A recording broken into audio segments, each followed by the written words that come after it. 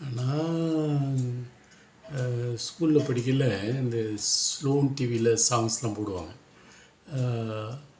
அப்புறம் என் மனதுக்குள்ளே ஒரு கேள்வி, காலேஜெலாம் வரும்போது, இப்போ ஸ்லோன் வைப்பா ரேடியோவில் அப்படின்னு சொல்கிறோம்ல தமிழில், அது எப்படா இங்கிலீஷில் சொல்கிறதுன்னு ரொம்ப நாள் யோசனை பண்ணிக்கிட்டு இருந்தேன்.